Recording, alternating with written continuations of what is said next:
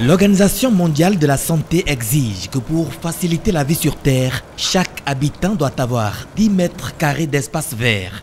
Mais de nos jours, les hommes préfèrent vivre dans du fer et des matériaux. Des hommes qui ont fait le choix de vivre dans le béton, dans le minéral, ils sont sûrs qu'ils vont plus fréquenter les médecins, les centres de santé. Ils auront un rendement faible dans leurs activités professionnelles. Raison pour laquelle cet aménagiste propose le concept d'éco-habitat. Si nous proposons aujourd'hui le concept de l'éco-habitat, de l'habitat avec des plantes, c'est une occasion de renouer avec nos racines, de renouer avec ce que nous sommes.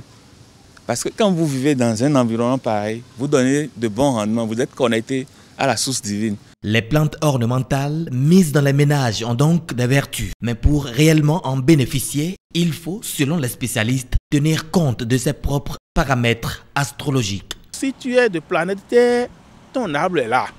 Si tu es de planète Air, ton arbre est là.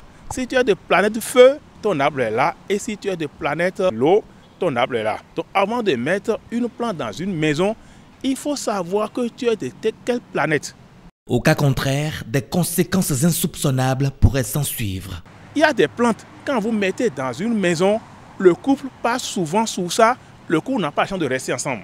Parce que la vibration de cette plante-là ne doit pas rester dans une maison.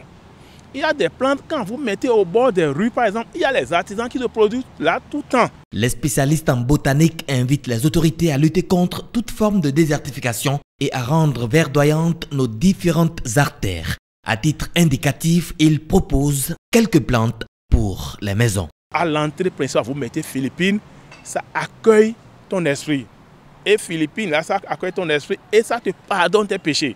Tu te purifies avant de rentrer chez toi. À l'entrée principale, il est conseillé de mettre Isora nain ou bien épine de Christ.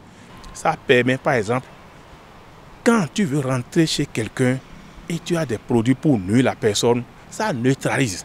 Il y a une autre plante qu'on appelle sapin araucaria. Sapin araucaria, ça coiffe les sapins.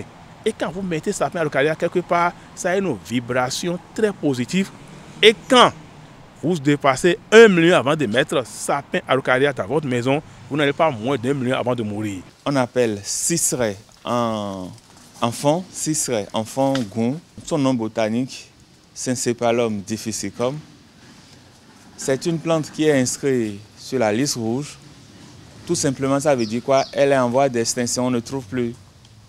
Or, c'est une plante qui a eu le mérite de donner une molécule à la pharmacie, la miraculine.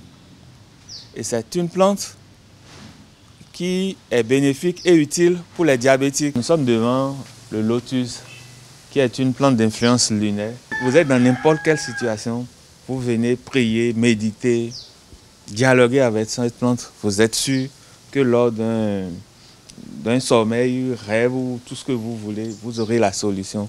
C'est une plante de méditation. Retourner à la nature s'avère donc être une solution, entre autres, aux nombreux maux dont souffre l'homme. Et il faut pour ce faire consulter les spécialistes.